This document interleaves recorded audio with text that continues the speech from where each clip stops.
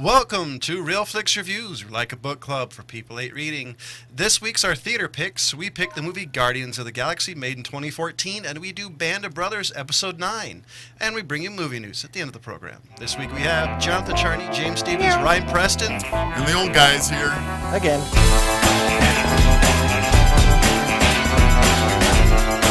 So here's the description of the Guardians of the Galaxy. It's another classic by IMDb. Light years from Earth, 26 years after being abducted, Peter Quill finds himself the prime target of a manhunt after discovering an orb wanted by Ronan the Accuser. Wow. That's I gotta okay. go with Rob on that one. Yeah. So who wants to go first? You know, I want to go last. I want to jump in on this one. Damn. I love the term turd blossom. I seriously do. That was like the one thing that I was like, dude, that should become a quote. I have a feeling. Seriously. I have a feeling it's going to be used plenty after this episode. You know, that little damn raccoon, as far as I'm concerned, saved this movie to me. I mean, really, it did. There was some good graphics, things like that, but nothing that we really haven't seen before. True. But I think the raccoon Rocket. Am I correct? Yeah, Yes. Rocket. Yes, Rocket. Okay. I was pretty certain it was Rocket, but I don't have it pulled up in front of me. Rocket, that character really helped this movie along. I like the part where he's like, "Are you happy now? We're all standing. Are you happy?" He was a comic relief. Well, definitely. So was Groot. First of all, I got into an argument with my girlfriend the other night, and all I said was, "I am Groot" for 20 minutes. It pissed her off so much. Anyway. Did she understand the reference? Oh, yeah. I took her to the theater to go see this one with me. I haven't had that much fun at a theater since, like, Pirates of the Caribbean. You know what I mean? Like the first one, which I remember seeing, like, at least a couple of times. Because he was 6 at the time. What? He's calling you a baby. Yeah. No, I don't want corn. It's tacos. Buddy. Oh. Okay. The produce truck is next, and then 3 ice cream trucks. Okay. But anyway, I digress. I freaking love this movie, dude. I had such a freaking blast watching it. Please just ignore that. Really though, Rocket, dude, I wouldn't have known that was Bradley Cooper unless there was credits. You know what I mean? Same thing with Groot being Vin Diesel, although that's a little bit easier to pick out. Yeah. The only character that I really recognized was Michael Rooker. Everybody else seemed, and Zoe Saldana. Yeah. But everybody else seemed to kind of come out of nowhere. I didn't really watch Parks and Rec, so I didn't know about what's his name, Chris Pratt, was it? Oh, okay. Yeah, I didn't know about him either until seeing the credit and still seeing the movie. Right, and so I didn't know much, but I was instantly a fan as soon as he did the risky business slide across the floor with the disc, the Walkman on his Yeah. neck. I think this shows the range of Vin Diesel's acting. But wait a minute. When he's able to he's able to have different emotions by saying one word. Groot. Brian, I'm actually disappointed in you. You didn't recognize the collector? Oh, Benicio del Toro. Yeah, Dude, you didn't recognize him? I forgot about that. Yeah. And I actually thought he did a good job for that role, because you see that one in Superman, and it's a reoccurring character in that universe. So Well, I thought it was pretty cool. I was going to say, the other guy who really stood out, I mean, the couple besides the ones mentioned, is John C. Reilly, Glenn Close, and I'll never gotten this guy's name ever, is Djimon Yeah, him. Him. It's Djimon Hanso. I've seen him in other movies. He was in Gladiator, The Island, so is another guy recognized, but I can never pronounce this right and his name correctly ever. I think Michael Rooker was the only guy who was decent. Yeah, I thought he did a good job. I actually like him. Whoa! I didn't know that Rob Zombie was in this. I was trying to find the one that John's talking about. It's looked by John C. Reilly. I love Rocket's guns that somehow always magically gets bigger and more stuff pops out. I just love that a raccoon about 14 pounds at the most is going to handle that kind of recoil. You're right. That's impressive, man. And I like how he's one of the most dangerous things on the universe. Yeah. You're a raccoon. A what? Oh. I'm not even going to try to butcher that guy's name. Yeah, you recognize him though, right? Yes, Yeah. I do. Yeah, But I'm not going to try to butcher his name. Poor guy. Apologize to him. No, I'm sure that's his picked name. Imagine him in kindergarten. Oh, by the way, did any of you guys see Howard the Duck? Yeah, Seth Green. I would bring that up. Because it's a great movie with Leah Thompson. Anyway, but I'm curious as to how much Vin Diesel actually got paid, and did they just record his voice and add the inflection later for like 2 lines? Because he really only has 2 lines. And don't forget, he did it in every language the movie was in, according to what I've heard. They only paid him for the I am Groot and doubled it up. Right. So he's being paid. He's being paid Well, he by did do We Are syllable. Groot. That's a Simpsons quote. I was seeing if Ryan was going to catch it. He ignored it. He's being paid by syllable. But I actually would have done that to him. Here's $1,000. Say the line. Goodbye. Well, but at that point, why would you get Vin Diesel? Exactly. Just to have the name. Well, he did the same thing in Iron Giant too. Iron Giant had very few words, but it's one of the movies he's most known for, besides the obvious Fast and Furious movies. Yeah. And I was actually, I'm actually glad that they picked him to actually play the tree, because if they had done another character like Dave Bautista, this would have seemed like just another stupid superhero action star movie instead of what it was. I love Batista as the I guy did too. who takes everything literally. That was so funny. Yeah, that was a good role. I loved that comment when she explained that he takes everything literally. That whole scene is hilarious. There was a lot of funny moments in this movie. I mean, They're just unexpectedly just from funny interacting moments. with each other. Not to mention, I love the soundtrack. Yeah, There's not a whole lot of movies that I could say amazing soundtrack, but I really love the soundtrack of this movie. Not lately. Yes, that's true. Okay, I think it's Rob's turn. Donna. I got nothing to say. You didn't enjoy it. You didn't it's find 2 hours this of is my life sci-fi. I'll never get back. This is a sci-fi film. I just oh my god. Yeah, it's a sci-fi, and were there humorous moments? Yes, some of them were funny, and but You're not going for the turd blossom? I'm sorry, but Warning, Nick. Marvel He's World just doesn't make it for me. I gotta say, not only would I like my time back, I'd like my money back more. I think that you being as an adult. Are you saying just hold he's on. old? Is that what you're saying? I'm just bringing in the fact that he was an adult when comic books got to become the popularity that they did. That was the 80s and early 90s, and there was a lot of cartoons. They didn't have little kid cartoons when he was a kid. Think about that. They didn't have Ninja Turtles. They didn't have Transformers. They didn't have, We had Rocky and Bullwinkle. Power Rangers, Super Mario Brothers, They had, They had Rocky and Rocky Bullwinkle. and They had Rocky Speed Racer. If you talk about the 60s, I can keep going on. There's a bunch there of are cartoons. some, yes. It's a totally different universe. I don't know. Okay. There were a couple funny moments, but that was it for me. There was nothing else. I just sat here and I went, I'm going to kill these guys. You see, I loved this movie. I love The Collector with Benicio del Toro, because the whole time I'm trying to say, okay, I know what that one is. I know what that one is. I'm going to have to look this one up. I mean, so that was one of the things I loved, because it was a giant reference in that scene. Well, there's recognizable characters in this movie as far as the people that played the part. I didn't know too much about Chris Pratt, so I can't say did he do a great job or not. I don't really think he did, to be honest, but maybe he did fit in the movie. I kind of didn't really like him. I think Ryan is right about Rocket or James, and he was probably the only thing that kept the movie going, because he's clever and Zoya Sundaro, I liked her better on Star Trek than I did in this. See, I disagree. Yeah. I actually think she was better on this than any of the acting she did on Star Wars. Star Trek. Excuse me. I didn't think she was that good of a character on Star Trek. I think she was a better character. I think I go with your dad on that one. I did not like her in this role, honestly. No, I really didn't. I liked her. And Dave Bautista.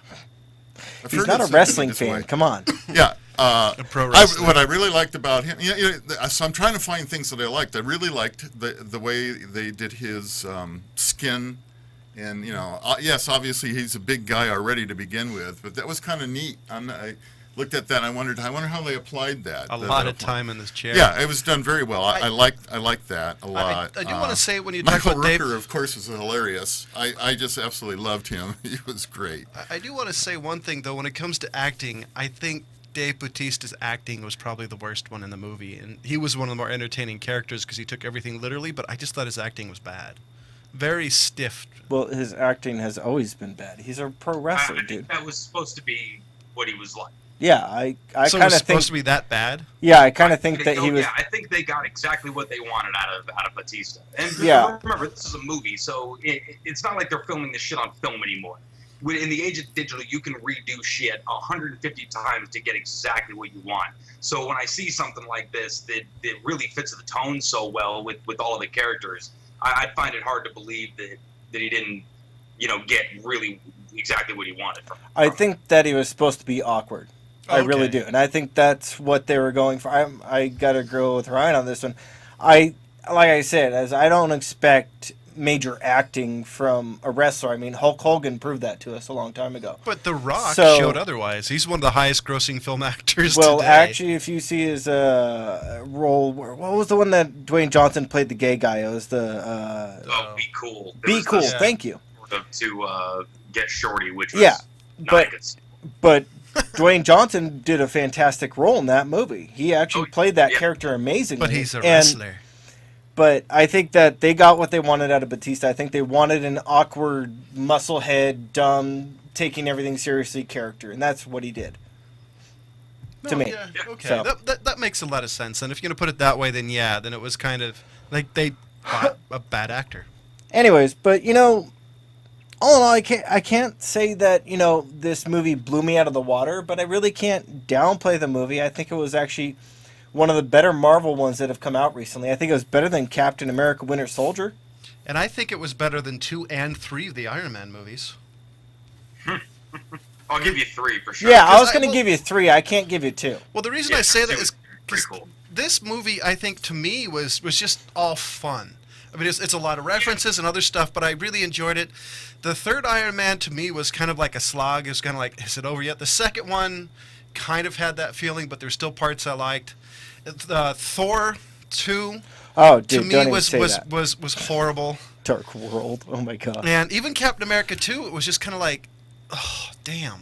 I mean, I still like him, but I think this one's better than a lot of them. Amongst all of the original, I mean, not even just talking about the sequels, there's this whole film universe now of Marvel and DC. Yeah, it's the Marvel Cinematic Universe. Didn't exist, 6-7 years ago, or I mean, at least 10 years ago, with the birth of all the Spider-Man and whatnot. My point is it's cool that they can reach out a little deeper into their universe. I never knew shit about Guardians of the Galaxy. Yeah, I'd never even heard of them up to this point. I looked up a couple of things when I heard they were doing the movie.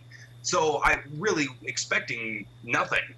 I was amazed on how much of a good time I had in just this out there deep space kind of universe. None of it took place with Earth and our stuff. It was just these brand new characters, really cool interactions. I mean, it lived and died on the character interaction. Well, see, I'll be honest. I would say the same. I would felt the same way. As far as I wasn't expecting anything when I saw any of the other movies, because the previous Captain America movie made in the '80s sucked. It's entertaining. I enjoy it. Bad movie. And all the other Marvel movies, I really did not like the previous Spider-Man movie. Tobey Maguire. Yeah. The first one I liked. Second and third one to me are kind of like, okay, is this over yet? So generally, when Marvel movies, I'm not expecting a lot. That's why when I see it, it's just like, oh my God, this is amazing. Like the first time seeing the Tony Stark and the Iron Man, you're like, awesome, he fits perfectly. And I think that's why I expect so much out of it. It's because they nailed the first 3 movies so well. Yeah, man, I think James Gunn basically took this project that was really low stakes. You know what I mean? It was a shot in the dark. They gave him a ton of money, but there wasn't a whole lot of crazy fanboys that were going to be up his ass for this one to do well. Yeah. There's not enough fans to have this movie live or die on that. True, and if they lost money, the mouse would just raise ticket prices. I mean, so not a whole loss. I think he took, kind of this risk making it as sort of tonally dark as it was, but with the juxtaposition of the character comedy, I think worked so freaking well. Have you read any of the comics up until this point at all? Have I ever what? Have you ever read any of the comics of the Guardians of the Galaxy? No. I haven't either. Because I want to know how close to the tone of the comic it is. Because I've read some of the other ones. This one I literally didn't hear about until I heard about it. Yeah. Yeah, I didn't go out and do much research. I didn't hear about it until you didn't hear about it. I'm sorry. I should kick you off the show. That's what he said. He's just mad because he hated the movie. I didn't hear about this until the announcement of it. I didn't know about it at all. I didn't either, but pretty much I didn't really know anything about James Gunn until Ryan made me watch Super either. Well, no, you knew about James Gunn because you saw Romeo and Juliet. True, but I didn't go into that much detail to find out who was the director. But you still. My point was you were familiar with stuff that he had done. I do have a random kind of geek question. Does the Spider-Man movies take place in the current Marvel Cinematic Universe since they don't own the rights? Marvel doesn't own the rights to Spider-Man. I have no idea. For the That's movies. something you'd have to find out with. You have to sit down with Stan Lee and have a discussion with him of that. Because Sony Pictures owns the rights to Spider-Man, far as movie-wise. As far as I'm concerned, they all happen in the same damn universe. Yeah, but it's just like coming up. You want to coming up and allegedly like the Age of Ultron. You have characters that are an X-Men characters technically, but they can't mention their names. So I don't know. I always thought the comics were pretty great because they actually always did like some cameo where you had Spider-Man and Wolverine having a discussion, then Wolverine beats up Spider-Man, or if he's in the other universe, Spider-Man beats up Wolverine, that type of thing. So what was your favorite sci-fi gadget in this movie? Because this movie was kind of full of random gadgets. Okay, now I had an issue, now that you're bringing up the gadget thing, with this stupid little helmet thing when he's out in space and his hair's not covered. Wouldn't his brain freeze? Like the hair would freeze? It wouldn't freeze, he would boil. Technically, he would boil to death. Technically, yeah, you're right, John. Or Rob and John. Whomever. But you know what? That's my issue. Well, he froze when he took the damn thing off. He didn't boil, but it's the future. His hair didn't get touched. Neither did his hands. It just kind of covered his face, and he's all of a sudden alien technology. Okay. Yeah, like Ryan said, it's alien. It's future tech. I'm sorry. That just bothered me. That was the one thing about the tech that bothered me. Yeah, for the record, it doesn't even take place in the future. I know. Oh, you're right. It takes place like today, just in a galaxy far, far away. Yes, I know. That's why I'm kind of saying. But it'd be future tech for us, so I'm not wrong, just not right. No, it'd be what Ryan said: alien technology. So, what was your favorite gadget, Ryan? Is there anything that really stood out? Gadget. That was my most hated gadget. Well, I'm skipping you then. I was really hoping there was something. What was that? Yeah, I was really hoping there would be something cool made from that guy's leg. From the leg? What did you? I was hoping he'd do something with the damn eyeball. Right. He wanted to. Really Rocket Raccoon's freaking dope Transformer gun. Yeah. But did you like the whistle weapon? Well, I had two. One is I love the effect of the helmet. The other one was that really weird thing that allowed you to actually see what happened at some point in time when he was going up to get that. Oh yeah. So that was kind of cool. It made no sense how it did it, but I thought that was kind of neat. Okay. I don't actually think I kind of thought that there was a. Did you notice that the guns when they were in the prison had that little thing on the top? Thing? What thing? It was like a little counter. Mm-hmm. That counted the bullets. That looked to me like it was ripped off from Halo. It probably was. But the actual handle section and the muzzle wasn't. It was just like there was like little thing that counted down the bullets. Yes. Practically good idea. You know what I mean? Have a bullet counter right there. Sights. I thought it was a great idea, but that was one of the things that kind of stuck out to me. Anyways, I actually give this movie a 4, to be honest. It didn't blow me out of the water, but there was enough to keep me entertained where I'd want to watch it again. Ryan? Oh, yeah. I'm right there with you, dude.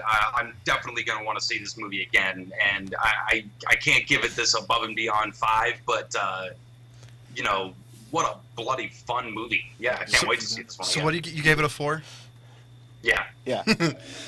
Um, I think your speaker's on the back. I'm gonna have to mute the old guy. I like you know, it when he's cranky. Leave him alone. what do you mean when he's not cranky? He's more like it. I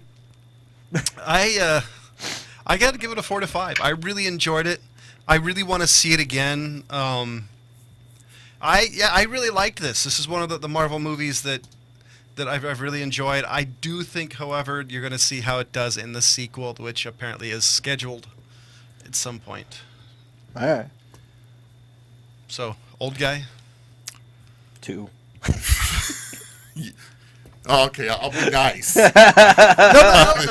Give it your No, honest. I don't know. I'm sorry. Maybe it was either my mood or whatever. I could not get into this thing. Were there funny? Yeah. Were there funny things? Yeah. You know, there's some funny little things going on, but for the most part, it was So what's your boring as hell what's your for me. rating? So, just because it's not the worst movie I've ever seen, I'll give it a 2. Damn. So it looks like you're going I'm to be gonna getting a start hate taking mail bets from at the beginning of the show on what he rates things. I knew what he was going to get it. I'm surprised it was so high, though. See, so I would have been right. So now we're going to go switch over to Band of Brothers, and this week, James I want to jump into this one episode. because I want to point out for those of us who actually watched this one, this was not technically a concentration camp that they stumbled across. It was a work camp. This is a work camp. Close enough. And on that basis, because my issue was that the actors in the concentration camp did the best they could, but they could not humanly show what those soldiers actually came up upon without actually starving themselves for months on end. Because they were literally, there was a body that the guy carried up that you could tell was actually not a human body, but, you know, it was a prop, but that was the closest that they actually got to what those guys came up on. You could actually see a guy sucking in his stomach and walking and trying to walk and that's what I told John. Can you imagine trying to cast this? You gotta, you know, please, the thinnest people you know come. And I'll be completely honest. I don't think they would have shown it just for decency's sake. I don't think they would have showed the level of it. I think they tried to get as close as they could without it kind of turning off viewers. And I think that's one of the things about this movie. The other thing that's really true is that they said, hey, the Russians did come across Auschwitz. They did. They talked about the ovens and everything. So, you know, so they did talk about a true concentration camp, which this was not. Yeah. So I agree with you on that. For those of, this was actually offshoot. I actually did the research to find out which camp this was. This was actually a subsidiary of Dachau, which was one of the first concentration camps that was ever established. Well, so it was really a Dachau sister camp type of Yeah, thing? it was one of the subsidiary camps, and that's what they actually said. One of the men said the women's camp is a few miles that way, and just broke down. Wow. But just for people out there was 11 million people that were actually killed, 6 million of them Jews, and 1.1 million of them is the rough estimate of how many children. Which is just amazing to me. And, you know, the soldiers had actually heard rumors. There was rumors of it, but it was not confirmed until they actually came across them. And I like the fact that they actually took the people in the town and made them go out there and bury the bodies. Yep. I thought that was an amazing idea. Was it Rommel's wife? It was the lady in red. Yeah. When Nixon went out there. I love that because he ran into her earlier in the episode, and I love the look on her face. Yeah. Yeah. How it didn't really change. I mean, But it was... to me, this is actually probably the most sobering episode that they ever had. Yeah, I agree. I said the same thing. I said this is the saddest, story that they came across and that they stumbled across it and didn't know about it. Yeah. Which is interesting because you would have thought they would have, by that time, they would have had some more flyovers and some more information about what they were going, but apparently they didn't. Yeah. And then, of course, the part that really hurt the most, I think, was when the doctor came up and said, look, we cannot just throw these food at these people.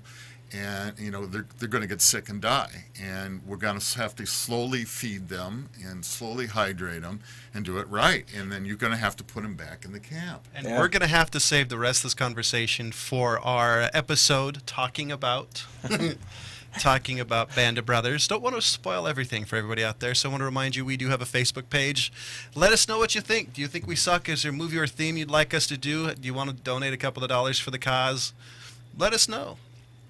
And anybody have movie news? Because I have a couple of pieces, and one of those Why don't you go interesting. How many people know? Oh, geez, Escape from New York. Unfortunately, yes. They're gonna remake it, and there's a couple of people that are in the run to the Snake Plissken. I don't understand why you'd have to remake a perfectly good movie.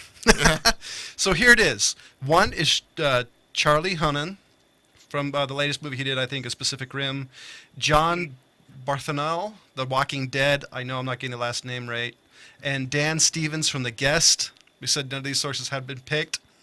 But the other one they've heard about is Gerard Butler, Jeremy Renner, Jason Statham, and Tom Hardy. Also allegedly have been rumored to play in the movie. Isn't this what we say every week? Come up with something new. Stop this remake crap. After a while. It just... I don't know, Escape from New York. It used to be they'd come out with a special edition of Escape from New York or something. Now they just flat out re-fucking make everything. Yeah. Just, they could always do what Disney does. They don't make a whole lot of movies. They just keep re-releasing the same ones every couple of years. Yeah, and they throw them in moratorium, whatever the hell that word is, moratorium, and just lock them in a vault somewhere. Yeah. You can't buy a can't copy find them. of Dumbo for 13 years, and then they'll re-release it with a brand new box. Mm-hmm. Yep. Yeah, And they'll much. say it's been digitally remastered to 14,000K. You know what sucks? I used the example of Dumbo, and I think they're remaking Dumbo in live action. So I can't wait to see that. Please don't make me So see just let that. me know when you're done, John. I got some. Well, I've got one other one, but I really can't wait to see like the LSD flashback thing in the live action version of Dumbo, because as a kid that section freaked me out. I actually liked that section. That was actually one of my favorite sections. And the other one is just an interesting tidbit, because I love this movie. We've done this in the past. Is the Shawshank Redemption prison has been renovated for tourism. Oh, like Alcatraz. Yeah, it's... You've seen one prison, you've seen them all. Well, see, I think that's interesting because the movie never actually made a whole lot of money. Well, I think Shawshank was one of the first ones to execute a female prisoner. Am I wrong on that? No. Actually, I'm sorry. Yes, I'm wrong on that. That was Rikers. Yeah, so... Anyway, sorry. There's just one of those over there. Just interesting to see because the movie never made a whole lot of money. And it made more It's a money... good movie. Well, yeah, but it made more money on cable than it ever did in the theaters. If you look at any top 10 list of movies, though, that thing's always number 2 or number 1. Mm-hmm. Yeah, because when I was Not younger, on it was on mine. every. It's in the couple of- top 10. Yeah, it's a... So I'm just interested. It's one of those things that I'd see because apparently it stops by the prison, and where I can't remember his name. The old guy hung himself. It stops by different places. And James, you have a movie news? So I got a question for Ryan. How much do you love Guy Ritchie?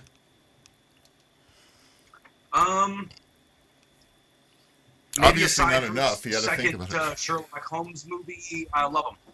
Okay. I mean, do you know Guy Ritchie? Yeah. Okay. Okay, so Madonna sex. how much do you guys like the story of the King Arthur? Which version? Yeah, Well, really. the actual story. General I actually Ritchie. read the story and I liked it. Well, they're talking about the Arthur Pendragon, like the one they did a couple of years ago in theaters. Well, there's no details other than Guy Ritchie's going to be directing it. Mm-hmm. And it's Knights of the Round Table, King Arthur, and Charlie Hunnam, Jack's teller, is going to be playing King Arthur. That's about all that's been released about this one. This one's coming out, I think, 2016, right after he releases The Man from U.N.C.L.E. So it's going to be a young King Arthur or younger. Yeah. So Maybe. it's an interesting thing for them to... Because I don't really see Guy Ritchie doing these types of films, because to me this seems like an epic. And he doesn't do epics. Well, yeah, he started to branch up, especially when he started doing the aforementioned Sherlock Holmes movies. I mean, they gave him a shit ton of money for those. Yeah. And I think you could have a lot of fun doing something like a time period piece like that.